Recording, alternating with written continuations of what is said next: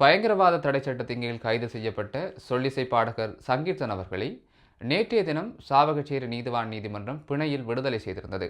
இந்த செய்தியை அநேக மாணவர்கள் அறிந்திருப்பார்கள். ஆனால் அவர் பிணையில் விடுதலை செய்யப்படுவதற்கு நாங்கள் தான் காரணம் என பல்வேறு தரப்பினர்கள் முண்டியடித்துக் கொண்டிருந்ததை சமூக ஊடகங்கள் வாயிலாக அறிந்து கொள்ள முடிந்தது. அவர் பிணையில் விடுதலை செய்யப்பட்டமையானது ஈழத்தமிழர்களுக்கும் சரி அல்லது உலகத் தமிழர்களுக்கும் ஒரு மகிழ்ச்சியான அல்லது திருப்தி அளிக்கக்கூடிய ஒரு செய்தியாக அமைந்திருந்தாலும் உண்மையில் அது வெற்றியா என்றால் இல்லை என்றுதான் சொல்ல வேண்டும்.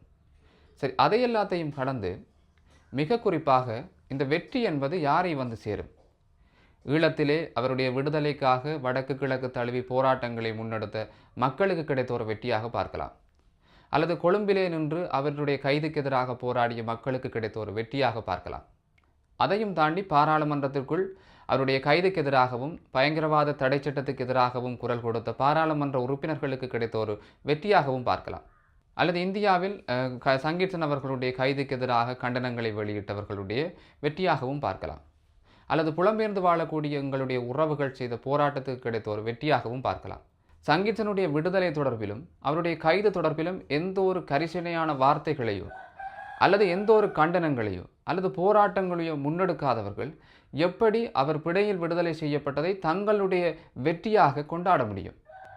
அத்தகையதொரு அருவருக்கத்தக்க அரசியலைத்தான் நேற்றைய சங்கீர்த்தனுடைய விடுதலைக்கு பின்னரான காட்சிகள் எங்களுக்கு காண்பித்திருக்கிறது. சங்கீர்த்தன் விடுதலை செய்யப்பட்டதற்கு பின்னர் சமூக ஊடகங்களில் தெரிவித்த காணொலியையும் அல்லது அவர் வீடு சென்றதுக்கு பின்னால் சமூக ஊடகங்களுக்கு தெரிவித்த கருத்துக்களையும் பல்வேறு தரப்புகள் விமர்சிக்க தொடங்கியிருக்கிறார்கள். ஆனால் நாங்கள் ஒன்றை புரிந்து கொள்ள வேண்டும். எல்லோரும் அரசியல் புரிதல்களோடு இருப்பவர்கள் அல்ல, அல்லது உள்ளிருக்கும் அரசியல் சூட்சுமங்களை எல்லோரும் அறிந்தவர்கள் அல்ல. அந்த இளைஞன் தன்னுடைய துறை சார்ந்து பயணிக்கட்டும், நாங்கள் அவனை அப்படியே விட்டு விடுவோம். ஆனால் நேற்றைய நாளில் எப்படி ஒரு அரசு தரப்பு தாங்களே பயங்கரவாத தடை சட்டத்தின் கீழ் கைது செய்த ஒரு இளைஞனை பல்வேறு போராட்டங்களுக்கும் எதிர்ப்பலைகளுக்கும் மத்தியில் விடுதலை செய்யவிட்டு தங்களுடைய வெற்றியாக இதை எப்படி பார்க்க முடியும்?